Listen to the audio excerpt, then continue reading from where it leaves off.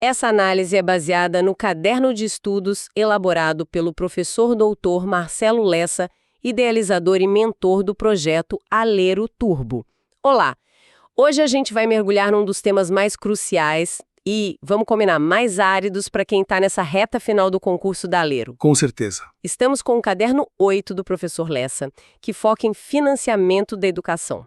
A nossa missão aqui é desbravar os artigos 68 a 77 da LDB, a lei do novo Fundeb, enfim, é um mundo de percentuais e siglas que são um prato cheio para a FGV, né? Sem dúvida. E o nosso objetivo aqui é não ficar só na decoreba. É pegar essa confusão de leis e transformar em conhecimento estratégico. Como o professor Lessa sempre fala no material, não basta saber o quê. É preciso entender o porquê. A lógica por trás da coisa. Exato. Quando você entende a lógica, a memorização fica muito mais fácil, mais intuitiva. E é aí, nesses pontos de lógica, que a FGV costuma testar quem realmente estudou. Ok, então vamos desempacotar isso. O ponto de partida de tudo, a base, é a vinculação constitucional de recursos, certo? Perfeito. É a regra mãe. E os números aqui são tudo. A União, por exemplo, nunca pode aplicar menos de 18%, né? Isso. Da sua receita de impostos. 18%. E para os estados, o Distrito Federal e os municípios, o sarrafo sobe. Ah, sobe quanto? A aplicação mínima é de 25%. E aqui, olha, já tem um detalhe que vale ouro. Nesse cálculo, entram também as transferências, como o FPM, o FPE. Certo. Então, 18% para a União, 25% para os outros. Mas a primeira pegadinha que a FGV pode montar já está na fonte do dinheiro. Você falou receita de impostos, quer dizer que, sei lá, taxas ficam de fora? O fascinante é que essa é a pegadinha mais clássica. O material do professor Lessa deixa isso muito claro. A vinculação é sobre a receita líquida de impostos. Ah, tá. Arrecadação com taxas, tipo taxa de lixo ou contribuição de melhoria, nada disso entra. A banca adora criar um cenário em que o município arrecada X no total, mas só Y é de imposto.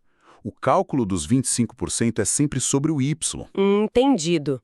É um detalhe que define a questão. Exato. Beleza. Filtrada a fonte da grana, a pergunta é: onde esse dinheiro pode ser gasto?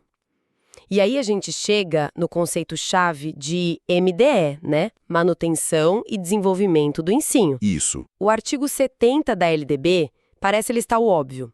Salário de professor, compra de equipamento, construir escola. Parece, mas cada item tem suas nuances. Por exemplo, transporte escolar é considerado MDE. Isso é muito importante. E bolsas de estudos só contam como MDE se, e somente se, não tiver vaga na rede pública local. É uma exceção, não a regra. Mas o que me chama mais atenção, e o que o professor Lessa aponta como a zona de perigo, é o que não pode ser pago com esse dinheiro. O artigo 71 é uma lista de proibições, e algumas parecem estranhas. Por exemplo, merenda, alimentação escolar, como assim? Essa é a dúvida de ouro, e a FGV sabe disso. A lógica é a seguinte: o legislador separou o que é atividade fim da educação do que são programas de assistência. Entendi. O MDE, aquele dinheiro dos 18% ou 25%, tem que ir para o núcleo pedagógico. Professor, lousa, prédio da escola. A merenda, assim como a assistência médica ou odontológica, são programas suplementares, importantíssimos, claro, mas com outra fonte de financiamento. Ah, então é para proteger o orçamento principal. Criaram caixinhas diferentes para cada despesa. Faz sentido. E o que mais está nessa lista do que não pode? Outro clássico. Pessoal em desvio de função. Pensa num professor de história que é colocado para trabalhar no gabinete do prefeito. O salário dele, durante esse período, não pode sair dos 25% da educação. Porque ele não está em efetivo exercício, né? Exatamente. O mesmo vale para pagar aposentado e pensionista. Isso é despesa da Previdência, não da educação. A lei proíbe essa manobra. Ok, a lógica das caixinhas ficou clara. Se a merenda e os outros programas são tão importantes, mas não podem sair dos 25% do MDE, de onde vem o dinheiro deles? Qual é a caixinha deles? Agora você conectou os pontos. É aí que entra o salário educação. Ele é uma contribuição social que as empresas pagam de 2,5% sobre a folha de salários. É um dinheiro extra, então. Um reforço carimbado para financiar justamente esses programas suplementares. O professor Lessa até usa um mnemônico ótimo no material: MATA. Mata. Material, alimentação, transporte e assistência. Perfeito. Então, o salário educação é uma carteira separada para isso, para garantir que não se mexa no orçamento principal da educação? É essa a separação que a gente precisa ter em mente? Precisamente. Entender essa fronteira entre MDE e programa suplementar já resolve metade das questões sobre o tema. Entendi. Mas, num país desigual como o Brasil, só obrigar cada cidade a gastar 25% do que arrecada não resolve o problema, né? O 25% de uma cidade rica é muito mais que o 25% de uma cidade pobre. É para corrigir isso que existe o Fundeb, imagino. Exato. Você chegou no coração do sistema. O Fundeb nasce para redistribuir recursos, para reduzir as desigualdades. E a primeira grande notícia do novo Fundeb, da lei de 2020, é que ele agora é permanente. Ah, isso é fundamental. Está na Constituição. Acabou aquela angústia de ter que renovar. E como funciona essa mágica da redistribuição? Pensa no Fundeb como um grande condomínio de dinheiro. Cada estado e todos os seus municípios depositam 20% de uma cesta de impostos nesse fundo comum. Que impostos entram nessa cesta? Os principais são ICMS, IPVA e as transferências como FPE e FPM. O dinheiro é misturado e depois redistribuído com base no número de alunos de cada rede. Ok, uma cesta de impostos, mas conhecendo a FGV, a pegadinha deve estar nos impostos que não entram.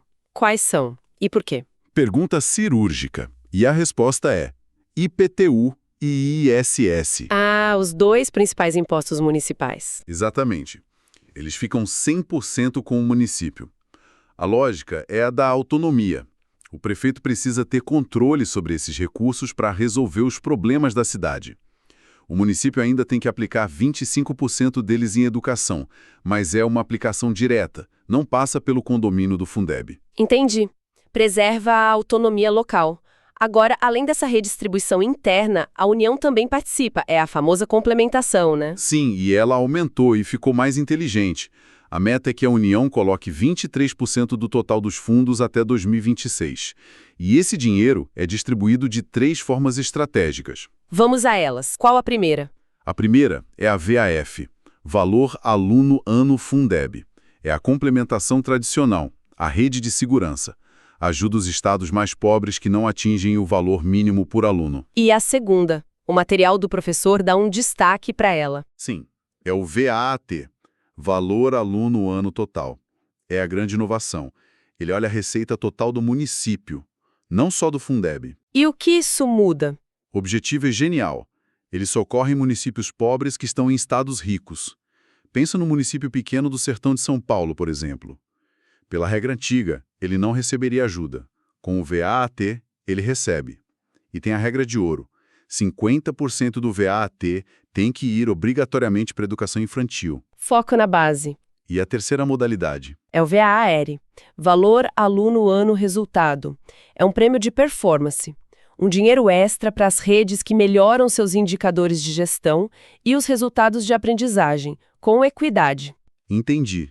Agora, a regra mais cobrada de todas, imagino, é sobre como esse dinheiro é gasto, a tal da subvinculação. Chegamos no ponto nevrálgico, a regra mais importante do novo Fundeb. No mínimo, 70% de todos os recursos do fundo. 70%, incluindo a grana da União, devem ser usados para pagar a remuneração dos profissionais da educação básica em efetivo exercício. E aqui teve uma mudança grande em relação ao fundo antigo, não foi? Uma evolução gigantesca. Antes eram 60% e só para o magistério, que era basicamente professor. Agora, a lei fala em profissionais da educação básica, um conceito que inclui diretores, coordenadores, técnicos, pessoal administrativo da escola. Valorizou a equipe toda. Certo, o leque abriu. Mas a FGV deve focar em quem ficou de fora dos 70%. Quem são? Exato. Não entram aposentados, não entram terceirizados como limpeza, segurança, merenda. Essas despesas geralmente saem dos outros 30% do fundo.